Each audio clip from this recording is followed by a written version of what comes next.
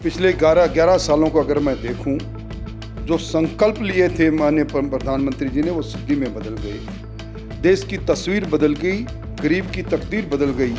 Indus water treaty, प्रधानमंत्री जी ने कहा कि पानी और खून एक साथ साथ नहीं बहेंगे। उस ट्रीटी को रद्द करने का काम किया जो 1960 की थी। उसके दूरगामी प्रभाव राजस्थान की इकोनॉमी पर पड़ेंगे। और व्यक्तिगत तौर पर मैं भी आज मुख्यमंत्री से मिलकर ये कहने वाला हूँ कि पिछली परीक्षा का परिणाम जब आया नहीं, तो अगर परीक्षा कुछ आगे बढ़ जाती है तो कोई इस तरह की बात नहीं। अब फैसला सक्षम स्तर पर होना है। हम तो अपनी बात को कह सकते हैं, विद्यार्थियों की पीड़ा को मैं समझता हूँ। फैसला निश्चित तौर पर मुख्यमंत्री जी के स्तर पर होगा, जल्दी होगा। मैं समझता हूँ कि प्रदेश अध्यक्ष जी निश्चित तौर पर जो बात कहते हैं संवेदनशीलता से सुनते हैं, आगे बढ़ाने का काम करते हैं। और प्रवक्ता जी का अगर इस प्रकार का बयान है तो ये अनुशासनहीनता की श्रेणी में आता है। और अगर ये बयान वास्तव में सोशल मीडिया पर यह कह दिया है तो मैं इसके बारे में प्रदेश अध्यक्ष से बात करूँगा। 100 अगर दोषी है और उसमें एक निर्दोष है तो निर्दोष को सजा नहीं मिलनी चाहिए। किसान कर्ज माफ़ी की कई बात इसलिए नहीं उठ रही तो भजन लाल जी ने किसान सम्मान निधि में बिना मांगे ही 6,000 केंद्र सरकार और 3,000 रुपये राजस्थान की सरकार के खजाने से निकलकर हर किसान के खाते में जा रहे हैं। इसलिए ये मांग कहीं उठती तो बात होती है, मांग है ही नहीं। आज किसान के किसी वर्ग में कहीं से भी आवाज़ नहीं उठ रही। किसान कर्जा माफी कोई मुद्दा है।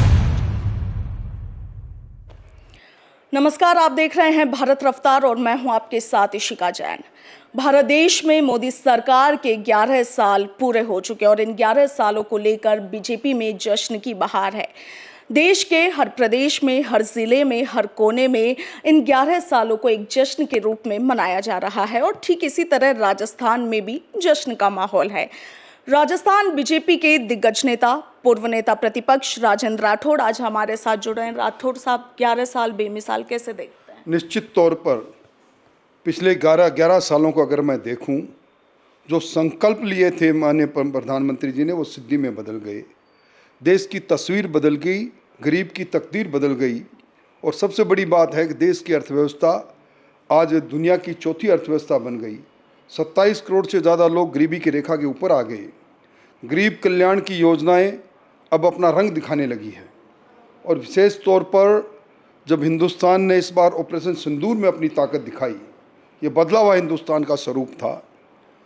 और एक इंडस वाटर ट्रीटी, प्रधानमंत्री जी ने कहा कि पानी और खून एक साथ साथ नहीं बहेंगे। उस ट्रीटी को रद्द करने का काम किया जो 1960 की थी। उसके दूरगामी प्रभाव राजस्थान की इकोनॉमी पर पड़ेंगे। राजस्थान की इंदिरा गांधी नहर परियोजना का सेकंड फेज़, जो बरसों से पानी की कमी के कारण आगे नहीं बढ़ पाया था, अब ये पानी, चिनाब का पानी, सतलुज का पानी राजस्थान में हरीके बैराज में आएगा तो निश्चित तौर पर राजस्थान का में इंदिरा गांधी नहर का कमांड एरिया बढ़ेगा, राजस्थान की इकोनॉमी बूस्ट अप होगी। ऑपरेशन सिंदूर की बात की राठौड़ साहब, आपने पूरे देश का हर एक नागरिक इस ऑपरेशन सिंदूर की काफ़ी तारीफ कर रहा है, मगर कांग्रेस में कहीं ना कहीं टेस्ट नजर आई। कांग्रेस के कई लोगों ने सैनिकों की, भारतीय सेना का तो सम्मान किया, उनकी तो वाहवाही की, मगर कहना था कि मोदी सरकार ने कहीं ना कहीं कुछ गलत किया है सीज फायर को लेकर। देखिए, कांग्रेस का दोहरा चरित्र अभी भी सामने आ जाएगा। एक तरफ कांग्रेस के सांसद दुनिया में जा जाकर ये कह रहे हैं कि मोदी जी ने जो किया वो अद्वितीय है, ऐसा कभी पराक्रम नहीं हुआ, देश की सेना की जय हो, मोदी जी की जय हो। और वहीं उनके राष्ट्रीय अध्यक्ष और उनके नेता राहुल गांधी जी कई बार इस प्रकार की टिप्पणी कर देते हैं। मैं समझता हूं कि कांग्रेस दिग्भ्रमित पहले भी रही थी, आज भी रही है। और कांग्रेस के डीएनए में न जाने क्या कमी है। जब एयर स्ट्राइक हुआ, जब सर्जिकल स्ट्राइक हुआ, दोनों में सबूत मांग रहे थे। आज देश की एकजुटता की ज़रूरत है। और जिस प्रकार पाकिस्तान के चेहरे से आतंकवाद का जो नकाब को खींचा गया है दुनिया की नज़र में, वो बेमिसाल है। उसके अंदर कांग्रेस के सांसदों का भी सहयोग है। और वहीं कतिपय नेता इस प्रकार की बात कहते हैं। ऑपरेशन सिंदूर ने हिंदुस्तान की सैन्य शक्ति को दिखाया दुनिया के अंदर, ये अद्वितीय काम हुआ है। सेना को सलाम, मुख्य प्रधानमंत्री जी को सलाम। जी राठौड़ साहब, राजस्थान की राजनीति पर बात करना चाहूँगी। विपक्ष का आरोप है कि राजस्थान की राजनीति ठीक प्रकार से चल नहीं पा रही। हर तरफ अपराध है, हर तरफ खौफ है, लॉ एंड ऑर्डर की जो परिस्थितियाँ है वो लगातार बिगड़ती जा रही। इसके साथ कह ये भी रहे हैं कि राजस्थान में मुख्यमंत्री जी सरकार नहीं चला रहे हैं, ऑर्डर्स कहीं और से आते हैं और यहाँ पर पास कर दिए जाते हैं। देखिए जी, ये भारतीय जनता पार्टी का कमाल है। बचपन में गरीब के घर में पैदा होकर चाय बेचने का काम करने वाले आज दुनिया के सिरमौर बन गए, हमारे प्रधानमंत्री बन गए। और एक संगठन का काम स्थायी तौर पर करने वाले भजनलाल जी एक गरीब किसान के बेटे आज प्रदेश के मुख्यमंत्री हैं। और उन्होंने जिस प्रकार के नीतिगत निर्णय लिए, शायद कांग्रेस अपने शासनकाल के अंदर उन निर्णय को नहीं लेने के लिए दोषी है। और इसी कारण से वो कई चश्मों से भारतीय जनता पार्टी की सरकार के कामों को देख रही है। उनके कहने से कुछ नहीं हो रहा। आप देख रहे हैं राजस्थान में निवेश का वातावरण बना हुआ है। 350 लाख करोड़ के MOU हो चुके हैं, 35 लाख करोड़ के MOU हो चुके हैं। और राजस्थान के अंदर जिस प्रकार सरकार इंफ्रास्ट्रक्चर को मजबूत कर रही है वो किसी से छुपा हुआ नहीं। राजस्थान आगे बढ़ रहा है। देश की इकोनॉमी में राजस्थान का योगदान निश्चित तौर पर दिखाई दे रहा है। 350 बिलियन डॉलर की इकोनॉमी की ओर राजस्थान तेज़ी से बढ़ रहा है। कानून व्यवस्था की बात करने वाले ये भूल गए हैं कि आज राजस्थान के अंदर अपराध और अपराधी दोनों राजस्थान में अपराध कारित करने से कांपने लगे हैं। यहाँ की माकूल कानून व्यवस्था है। राठौड़ साहब, राजेंद्र राठौड़ जब भी कहीं अपने आवास से बाहर निकलते हैं या यहाँ गेट पर ही लोगों का भारी भीड़ आज भी उमड़ पड़ती है। आज भी लोग आपके साथ एक फ़ोटो खिंचाने के लिए बेताब बेसब्र से नज़र आते हैं। मगर विपक्ष कह रही है कि राजेंद्र राठौड़ अब सत्ता में किसी पद पर नहीं है, बावजूद उसके अपने क्षेत्र में जाकर लोकार्पण उद्घाटन जैसे काम कर रहे हैं। देखिए, लोगों का प्रेम है, लोगों का अपनत्व है। जो कांग्रेस ने जिस आधार पर चूरू जिले के लोगों को दिग्भ्रमित किया था, आज उसी नहर को हम मूर्त रूप दे रहे हैं, काम कर रहे हैं, इसलिए उनको तकलीफ़ हो रही है। अगर वह राजस्थान की सरकार के मंत्री के साथ मेरी उपस्थिति होती है, अगर किसी काम के लिए मैं पहुंचता हूं, तो उसमें भी वही लोग जो कल तक जय जयकार मेरी किया करते थे, और मैं दूसरे शब्दों में कहूँ कि कल तक हमारी कतरन बने आज हमसे सवाल कर रहे हैं, उनको अपने गिरेबा में झांक कर देखना चाहिए। उन्होंने इस पार्टी में रहते हुए, भारतीय जनता पार्टी में रहते हुए, जिस कांग्रेस को कोसने का काम किया था, आज सत्ता में बने रहने के लिए आज उन्हीं की गलबाइयाँ किए हुए हैं। उनकी कथनी और करनी के अंतर को चूरू जिले के लोगों ने पहचान लिया, इसलिए इस प्रकार के अनर्गल प्रलाप वो करते रहते हैं। राठौड़ साहब, RS मेंस 2024 की डेट को आगे बढ़ाने की मांग पिछले कई दिनों से कुछ छात्र कर रहे हैं। आपने देखा भी होगा, लगातार धरने प्रदर्शन पर बैठे, भूखे भी रहे। मंत्री किरोड़ी लाल मीणा धरना स्थल पर पहुंचकर उनसे मुलाकात भी करके आए, मगर इसमें नतीजा कुछ और निकला। एडमिट कार्ड जारी कर दिए गए। कल से एग्ज़ाम शुरू हुए, 17 और 18। इसके बाद में राजनीतिक गलियारों में इस तरह की चर्चा है कि सरकार में अंतर्द्वंद है और इसीलिए सक्षम स्तर पर सरकार फैसले कर नहीं पा रही है। सरकार निश्चित तौर पर फैसले की ओर बढ़ रही है।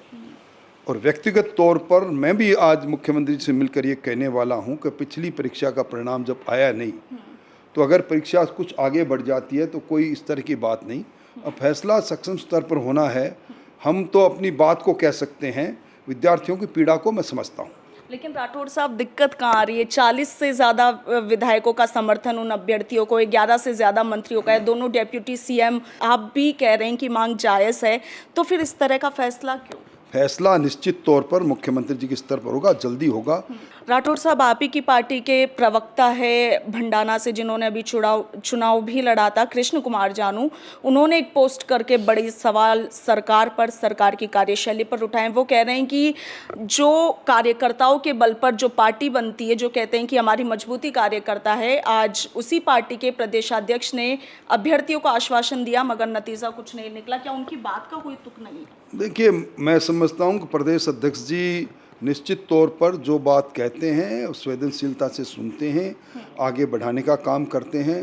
पर प्रवक्ता जी का अगर इस प्रकार का बयान है तो ये अनुशासनहीनता की श्रेणी में आता है। और अगर ये बयान वास्तव में सोशल मीडिया पर या कहीं दिया है तो मैं इसके बारे में प्रदेश अध्यक्ष से बात करूंगा। उन्होंने बड़े आरोप भी लगाए हैं। उन्होंने इस चिट्ठी में लिखा है कि मुझे ऐसा सुनने में आया है, ऐसी चर्चाएं और आरोप है कि बड़े प्रशासनिक अधिकारियों ने अपने चहेतों तक आरएस मेंस 2024 के पेपर सेटअप पहले ही पहुंचा दिए, इसलिए ना तिथि बदली जा रही है ना पेपर सेटअप। ये उनका व्यक्तिगत बयान हो सकता है, उस बयान पर टिप्पणी करना मैं उनका कोई टिप्पणी करना उचित नहीं समझता। कोई अगर वास्तव में उनके पास तथ्य हो, चाहे बेनीवाल जी हो चाहे जानू जी हो, तो उनको उजागर करना चाहिए। यूं ही हवा में बात उछाल कर और एक ऐसी संस्था जिसको हम राजस्थान लोक सेवा आयोग करते हैं उस पर इस प्रकार के आक्षेप लगा देना ये कतई उचित नहीं है। ये संवैधानिक संस्थाएं हैं, इस संस्थाओं के प्रति ये मानना चाहिए कि जब तक प्रमाणिक कोई बात नहीं हो तब तक हमें उन पर आरोप लगाने से बचना चाहिए। एसआई भर्ती 2021 को रद्द करने के मुद्दे पर राजेंद्र राठौड़ का क्या राय है, क्या प्रतिक्रिया है? 100 अगर दोषी है और उसमें एक निर्दोष है तो निर्दोष को सजा नहीं मिलनी चाहिए। मेरी बिल्कुल इस बात के लिए मेरे व्यक्तिगत विचार है। दोषी आदमी आज जेल के सींचों के पीछे हैं पर निर्दोषों को सजा नहीं मिले, फैसला तुरंत हो जाता। अगर इन्हीं अभ्यर्थियों के आधार पर दोबारा परीक्षा हो जाती, समय निकल गया।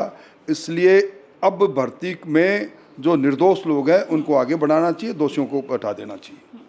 राठौड़ साहब, अंतिम प्रश्न। राजस्थान में इस वक्त किसान कर्ज माफी का मुद्दा सबसे बड़ा मुद्दा है। राजेंद्र राठौड़ प्रतिपक्ष में रहते हुए वो नेता थे जिन्होंने विधानसभा में इसका सवाल भी लगाया था और सरकार से जवाब भी मांगा था, मगर भजनलाल सरकार को सत्ता में आए हुए 1.5 साल हो चुके, किसान कर्ज माफी पर अभी तक कोई बात नहीं है। किसान कर्ज माफ़ी की कई बात इसलिए नहीं उठ रही कि भजनलाल जी ने किसान सम्मान निधि में बिना मांगे ही 6,000 केंद्र सरकार और 3,000 रुपये राजस्थान की सरकार के खजाने से निकलकर हर किसान के खाते में जा रहे हैं। इसलिए ये मांग कहीं उठती तो बात होती, ये मांग है ही नहीं। आज किसान के किसी वर्ग में कहीं से भी आवाज़ नहीं उठ रही। किसान कर्जा माफ़ी कोई मुद्दा है।